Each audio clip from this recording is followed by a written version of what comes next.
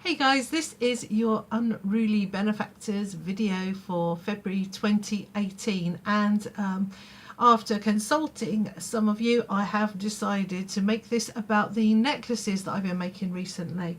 They've been chunky necklaces threaded on Boona cord, which I've been making with some cutters that Debbie Bulford sells.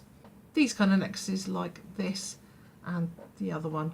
So I will show you how I constructed them, and we will also talk about colour mixing because I did a colour mixing class recently with my guild, and yeah, I think there's a few tricks that I can show you. So I'm going to turn the camera around now and we'll get into it. So this is the colour mixing part of the video, and I'm basing this off of some work that I did with my guild at the weekend, which was based on Polymer Clay Colour Inspirations by Lindy Hunani and Maggie Maggio. This is a really great book. I recommend you buy it. It's expensive, but hey, it's full of great inspiration. What the book advises you to do is to make a collage out of magazine clippings, which we all did, and this was mine. And then to look at the, what inspired you, what you stuck together, and try and see if you can't choose the colours that are going to appear in your work. Does that make any sense? I'm not even sure. We all really enjoyed making our collages, and I didn't realise how much I liked purple, although one of the other members of the group said, Val, everything you make is purple. So maybe, maybe I found out something about myself. Now, the other thing it shows you how to do in the book is to make these little colour taster things. And basically you have to use 2 blues, 2 yellows and 2 reds. Because there's not a true red in Sculpey, rather than cadmium red, you use 1 part cadmium red to 3 parts fuchsia, and that makes your red. And you mix these together in various combinations and you end up with these little things. So I'll show you them. So we'll look at the purples because they're nice and interesting. And the way you do it is you mix the colours together and you give little examples of the proportions on the bottom. You see that? So this is the cherry red, which is the cadmium plus fuchsia. The cherry red and the cobalt blue. This is fuchsia and cobalt blue, and you can see that even though they're in equal proportions, it's really quite different. And these little blobs on top are that colour, the colour that you've made, mixed with 50-50 with white. You see each one there has the little recipe on the bottom. The purples were very rewarding, like those, they made lots of difference. The greens were very rewarding. Not quite as much difference, but again, you could see, you could pick out a nice green for your project that went better with the other things just by looking at those, and you always knew what the recipe was going to be to get that colour again. So that's pretty good. Quarter there. And we also made oranges, not as impressive, not as different really, the oranges, and I had 1/16 red in. So that's probably why they didn't change as much. I would have liked to have tried them with a bit more red actually. I can do that in my own time, right, if I want to. And we also made mud colours, and mud colours are made from 3 different colours of clay, as shown there. These have all come out a bit more brown, haven't they? These have come out a bit more grey. And you can add them into your work to make it look a little bit more sophisticated, I feel. And yeah, you can see those. And again, when you add the white in, 50-50 with the white, it makes a difference.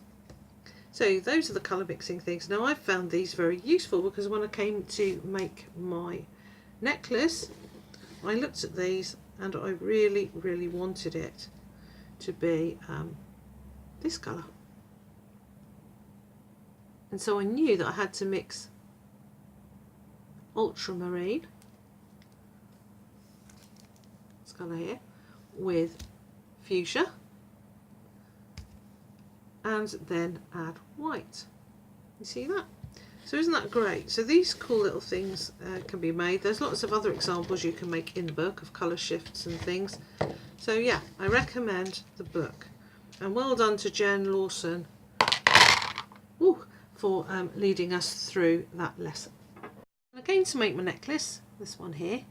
I wanted the colours to graduate from the ultramarine to the fuchsia, and so I had to sort of break down my colours. I'll just move this out of the way.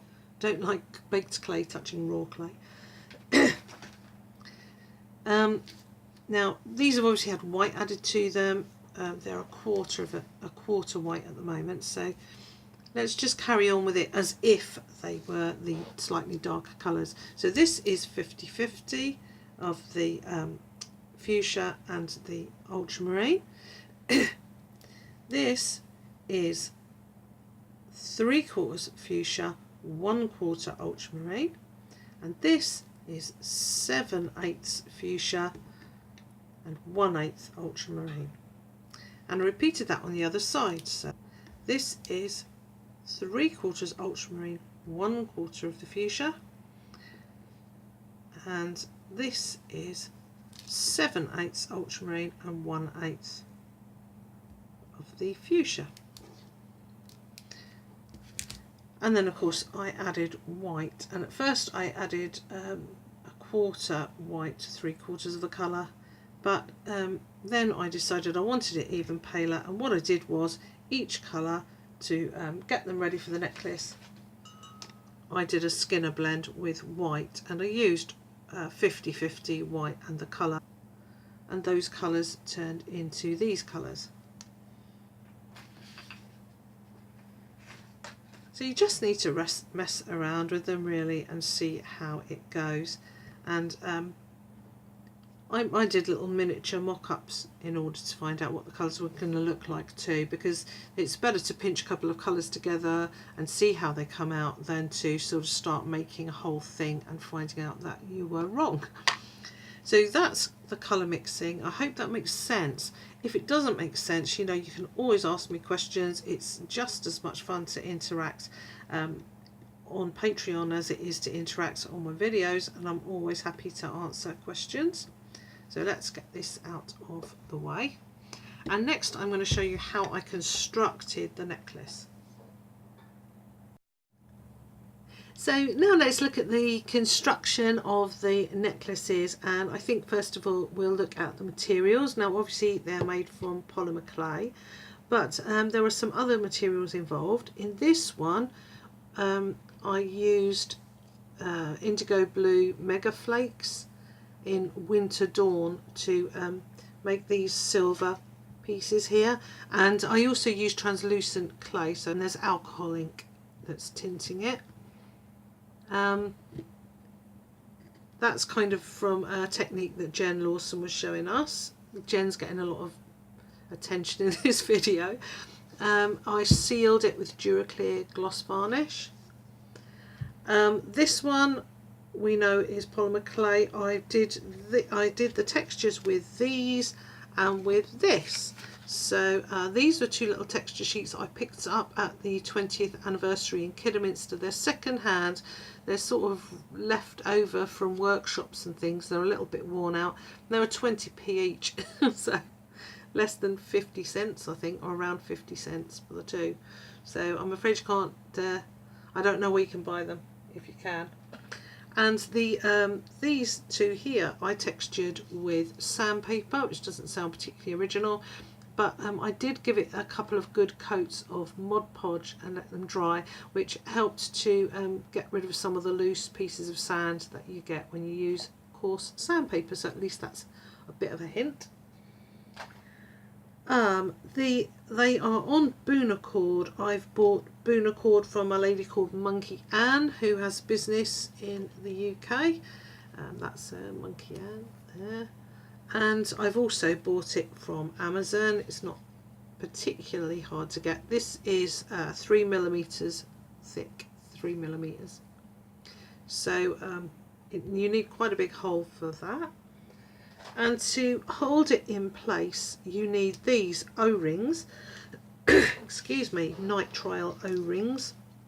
These are the ones that Monkey Ann supplied me with, and I was a bit disappointed because they didn't hold tight to the cord, and I wanted it to use it in that way. She was very apologetic and offered to refund me, but instead well, in the end she sent me a couple of drill bits because I didn't want to send them back. I've used them there. They're the middle ones. You see the middle ones are a little bit thicker. I don't know if you can see that. Because hers were nice and wide, and mine were the ones I managed to get afterwards that do cling to the cord were a little bit narrower. So I kept hers to use just for that sort of occasion when I wanted a chubby ones. And I bought my own, and I actually bought these from a car parts shop and they are 2.75 mil, so that's why they hang on, and they're 1.78 millimeters wide. Don't know how wide Monkey Ann's are, but they're chubbier, they're nicer. So rubber O-rings, you need those if you want to do this with them. And I haven't fitted any clasps to these yet. I'm actually quite scared. So I've got to drop the rubber off, which is fine, but then I've got to super glue clasps on, and I'm a little bit nervous about it because I'm not very good at judging the length of jewellery. I don't wear a lot of jewellery like this, but I will get round to it. So when I do get round to it, I've bought these magnetic clasps from Monkey Ann, and what you do with these is you would glue, obviously you'd have this flat, you glue that into there like that, and then you glue this little piece, oops, onto the other end like that, and then the one goes inside the other. And the reason I'm not demonstrating that is because if you're not careful, oops, lose that. If you're not careful, it's very, very easy to let this go inside that when it's not glued to anything, and then you have to send it to Monkey Ann to be removed because it's magnetic. And believe it or not, when we were in Kidderminster, Tracy Jones bought some of these, and she went straight back to her hotel room and did exactly that very thing. So she was at least fortunate that Anne was at the 20th anniversary the next day as well, so she could get it taken apart. But anyway, so yeah, magnetic clasps, and I bought different styles, and I will have to get the courage to put them on. I got that style, 2 of those, and I got one of this style, which is quite fun. It's like a silver ball. So they're good, and that's the way of securing these. There must be other ways of, I suppose you could just crimp things on the end or glue them on, but I like the idea of the magnetic clasps. But I need to get the courage to cut the rubber off first. Now I'll show you Debbie's cutters and things. Leaflet that Debbie gave me, showing you how to make the different necklaces and stuff. Move this out of the way for a moment. And these are the cutters, and I've kept them in their little bags so that I know which shape is which letter. It helps me to interpret Debbie's plans, because they're kind of freaky shapes. They're very similar, but they're not the same, which gives them a lovely kind of arty vibe. And you get 5 cutters, and you can make things like this, which is really good. I have found these sometimes a little bit hard to interpret, but maybe I'm just dumb. And I will take this necklace apart a little bit so I can show you how these things are constructed. In order to make this, Debbie suggests that you roll out your clay on a medium setting and then cut 2 sets of shapes. And like I've done this on number 3 on my pasta machine, which is actually quite slim. And she thinks you should get 2 shapes, put one on top of the other. And but this one first you would need to cut the channels. So you would lay it out, cut the channels, and then put the pieces on top of the base and bake it all together. Now, I didn't do mine like that because I'm using Buna cord, and so it's very, very thick. So I rolled out my base on a medium setting, and then I got all the bases that I'd made and I baked them. I wanted that piece of it, those pieces of it in the bag, if that makes any sense. Then the second layer I cut out, and I have to accommodate 3mm of Buna cord. So, you know, I'm not just cutting a little channel, am I? So, whoops. So I in fact stacked one layer of clay that had gone through at number 2 and one that had gone through at number 3. I stacked those, and that was the thickness of the Buna cord, and I cut those out. So I laid them in a pattern without the backing. I then got my a piece of Buna cord, this is my stunt Buna cord, and I laid it where I thought I wanted it to go, and then I pressed it like that, quite lightly into them. Remember, this is just, I've got the one piece baked, and this is just the pieces that are going to go on top. Once I'd made a dent with my Buna cord all the way along, I took my bendy craft knife and I cut in 2 places, and I left enough space so that they would be able to be threaded. Then I mounted all the pieces onto my pre-baked backs with a little bit of liquid clay in between to make sure they stuck, and I baked them, and I found that that gave me a good head start. All I had to do then was to make the fronts, cut them out, put them on top again with a bit of liquid clay, and they were ready to bake. Now, what I also did was, when I made them, because this piece was all baked already, I could just lay the top on, and I could just make sure that my Buna cord fitted through. And if they'd started to sink a tiny bit, I could even use the Buna cord to just make sure that they lifted up. So by the time I finished, I had all my pieces ready, and yeah, they worked out pretty well, and I baked them. I like to decorate the backs of things. These are decorated with like bubbles.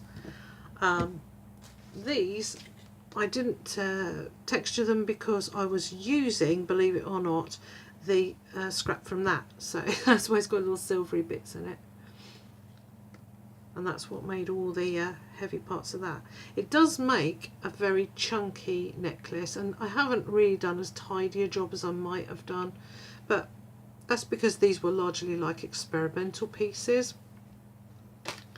Maybe if I was going to sell them, I'd give them more attention and a nicer finish.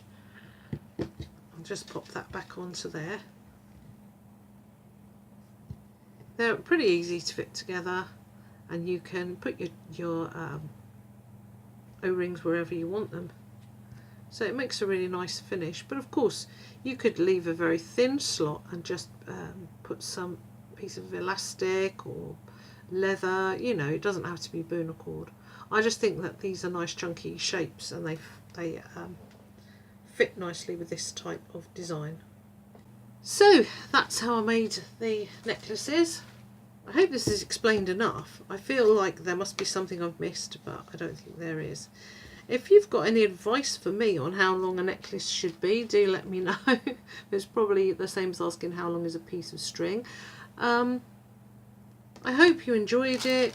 Oh, I should say that these cutters are reversible, so that was how I was able to use the little one, to do both these. These are slightly different to one another, so they're slightly different shapes. Oh no, on this one they were the same, reversed. On that one I've used 2 slightly different shapes. It's all fun, isn't it? Okay, hit me up with any questions. Thank you for all your support. I hope you enjoyed this. I love you all.